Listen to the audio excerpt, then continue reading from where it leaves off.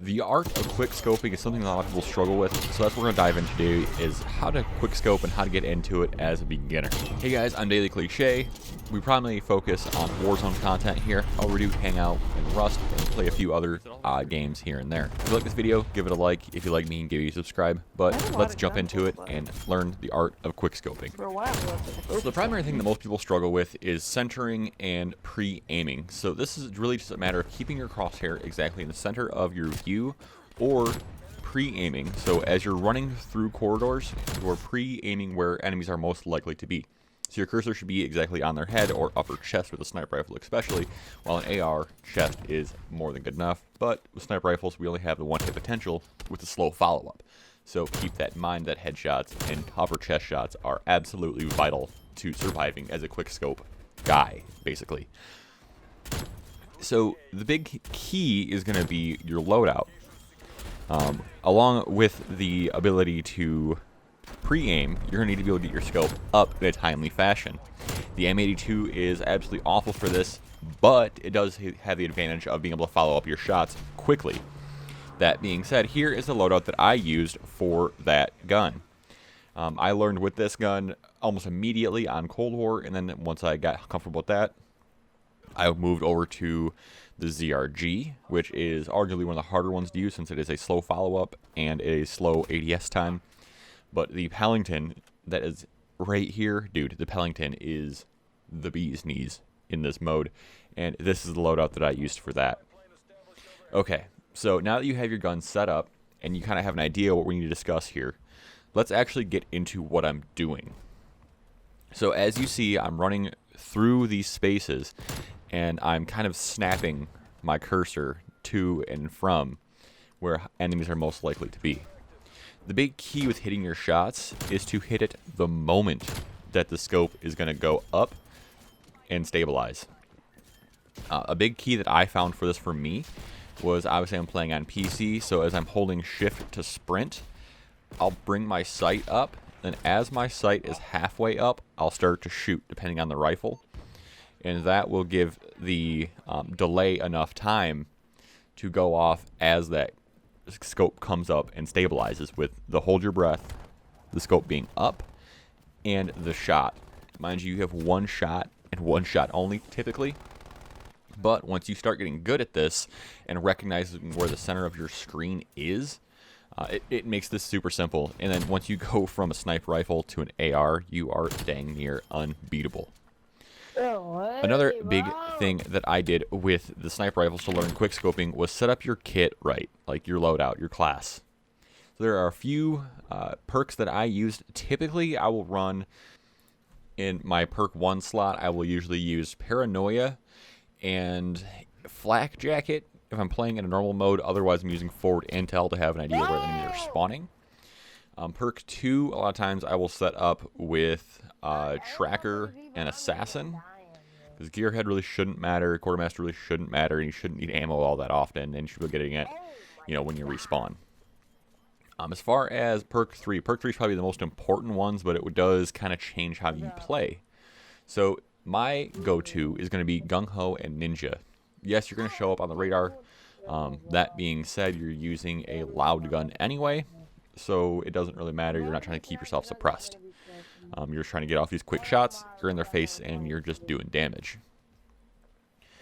But those perks are really going to set you up to have an idea of where you're getting looked at from, where they're spawning at, as well as where they've gone with Tracker, getting you extra points for kill streaks with Assassin, being able to get close to them with Ninja, and having the gun ability dexterity with Gung Ho that gives you to move around a little bit better and a little bit more efficiently around the map. But as you kind of see just from the gameplay, that's kind of just all there really is to it on that aspect. But if you're still kind of struggling, what you can do is back off your sensitivity quite a bit and just be super mindful of this, because you're trying to place your shots deliberately. You're not trying to just spray and pray. So back your sensitivity off. If you're on a controller, what you should be doing is finding your dead zone and adjusting your dead zone down. And we can go over that in a video if you was going over stuff like that. But that's just not something that I'm overly comfortable with, as I'm not a console player. So I'll leave that up to the console guys. And there's a link in the description to another video if you guys are interested in looking at that. But turning your sensitivity down is huge. On PC, I talked about controlling recoil. When I mentioned controlling recoil, I ran a 4 sensitivity with an 800 DPI, so I have to move my hand around my mouse pad quite a bit, and that allows me to have the fine sensitivity and fine-tuned movements to hit those quick shots that I need to.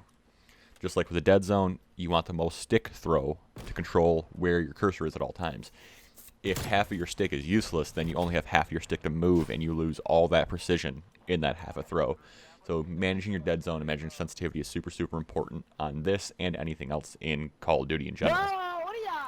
So once you have all these kind of mechanics buttoned down, then you can start doing what is going to make you a way better quickscoper, and that is going to be your movement and your fluidity. So as you'll notice in all of my clips, for the most part, I am sliding, canceling, jogging, snaking around, doing what I have to do to avoid getting hit. Because again, I have a slow follow-up, so I got to make sure that I don't take damage, especially because I play a lot of hardcore, so I have that mentality of don't get hit once, because you're going to die. But fluidity and movement is very, very key. So in this, depends on whether you're playing Cold War or Modern Warfare, depending on how your movement is. So Cold War has the advantage of slides and some slide canceling abilities, while Modern Warfare has tack run, which can hinder you a little bit with the sniper rifle. So the key with Modern Warfare is going to be mainly just timing your pre-scope, pre-aim, and your centering all right to make it matter.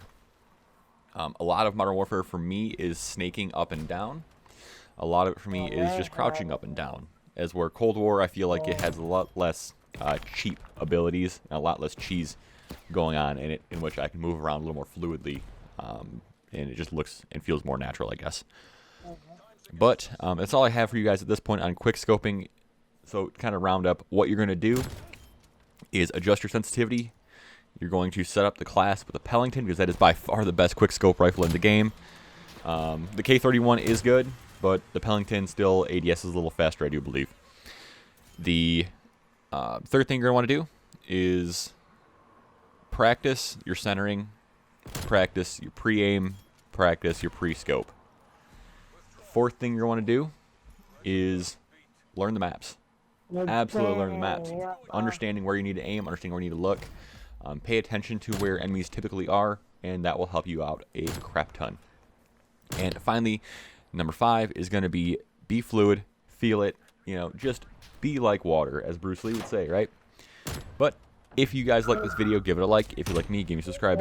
Have a good one, guys, and I will see you around.